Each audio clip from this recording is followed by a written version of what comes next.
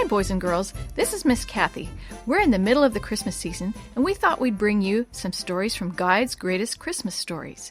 After the Christmas season, we'll be returning to our regularly scheduled shoebox mystery books.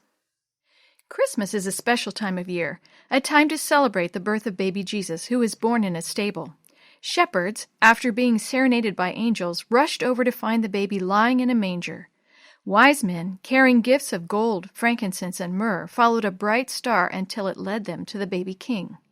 What about you? Will this Christmas bring you closer to Jesus? I hope so, and I hope that the Jesus of Christmas will live in your heart throughout the year. Helen Lee Robinson, Editor. A Christmas to Remember by O.J. Robertson. What are we doing special for Christmas Eve? I asked Dad as he came from the barn with the evening's pail of foamy milk. He set the pail on the kitchen table, washed up at the sink, walked to the cook stove, and held out his hands to dry. Your mother and I have talked about it, Angie, he said. We don't think we should tell you yet. Mom nodded as she got the strainer and jars and began to take care of the milk. Can't you tell me a little? Are we going to the Spencers for another party? I'd like to hear Herb and Todd and Sonny sing carols. The Spencer boys are working in Ashland. They may not be home for Christmas. Will we take Ranger and go sleighing? Jason and I would like that. You forget Ranger has a lame foot, Dad answered. Besides, it's more special than that. My 4-year-old brother Jason, awake from his nap, tumbled into the room. Me dweamed 'bout Christmas, he exclaimed. We all laughed.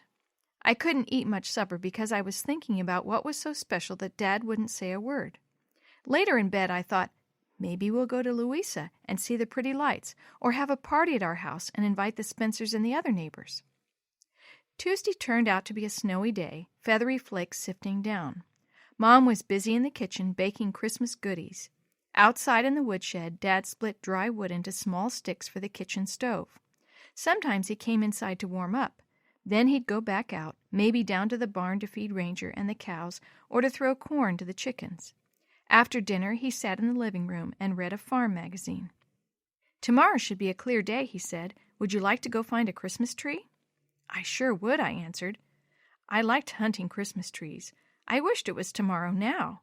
If it were, our special celebration would be one day nearer. Wednesday, the sun shone shimmering pink and smooth like satin. Dad and I went for the tree.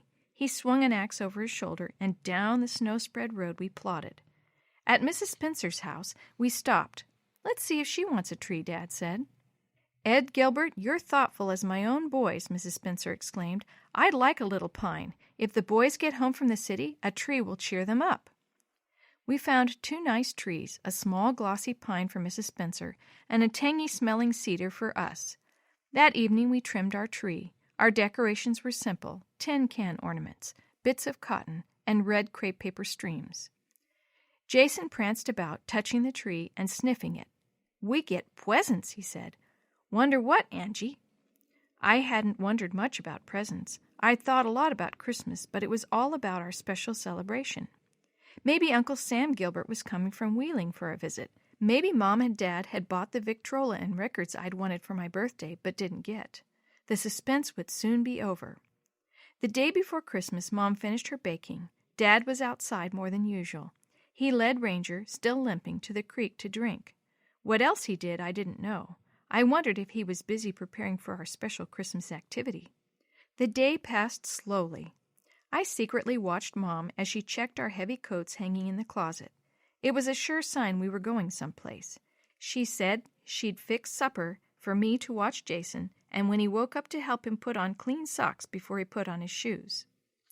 Jason slept soundly and gave me a chance to hear Mom's movements in the kitchen. I heard her take something from a shelf and recognized the shake of a lantern to see if there was enough oil in it. Dad came in from the barn. The milk was strained and put away. The table was set, and we sat down to eat.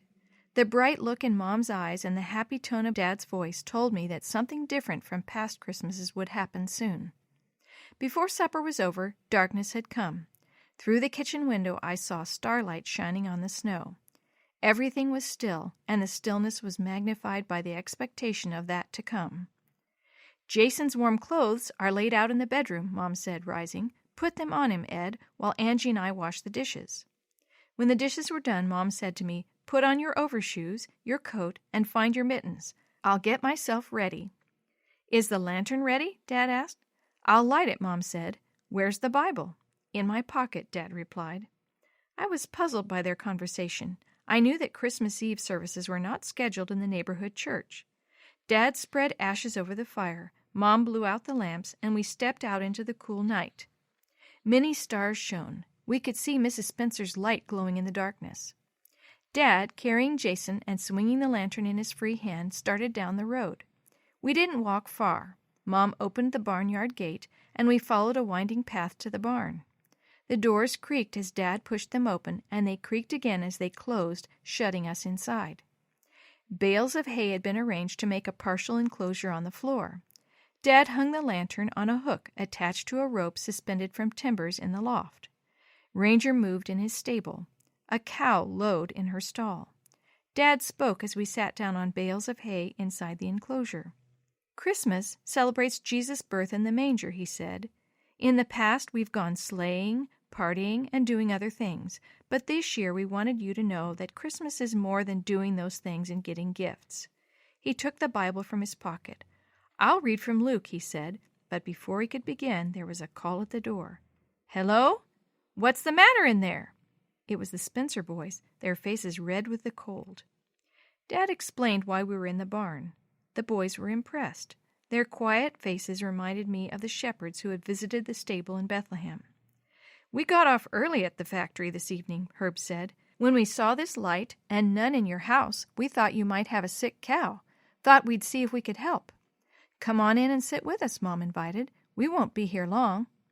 "Ma's waiting, hoping we'll be home for Christmas," Herb said. "But she'd want to know what you folks are doing. We'll stay and tell her."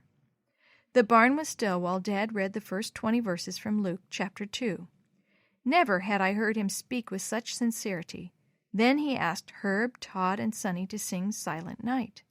They did, and that ended our celebration. Dad took down the lantern, Herb opened the doors, and we all left the barn. No one spoke as we walked to the gate. There, the Spencer boys said good night and went down the road. Before we reached the house, I looked back at the barn, outlined tall and dark, and there in the sky, slightly above the ridge of the barn, was the brightest star I had ever seen, just like the Star of Bethlehem. Since that Christmas Eve, when we celebrated Christ's coming in the barn, I've observed Christmases in country villages, small towns, and big cities. But no matter where I've been, no matter what I've done, I've always remembered that Christmas Eve in the barn, how in humble surroundings the meaning of Christmas and the mission of the Christ child became a part of me.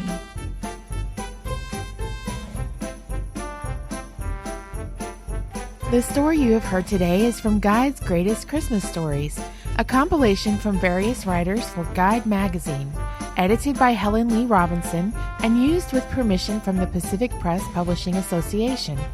As our special gift to you, we will be sharing one of these stories every day between now and Christmas. If you're interested in any other books published by the Seventh-day Adventist Church, please visit AdventistBookCenter.com or call 1-800-765-6955. This podcast is a production of the Carolina Conference of the Seventh-day Adventist Church.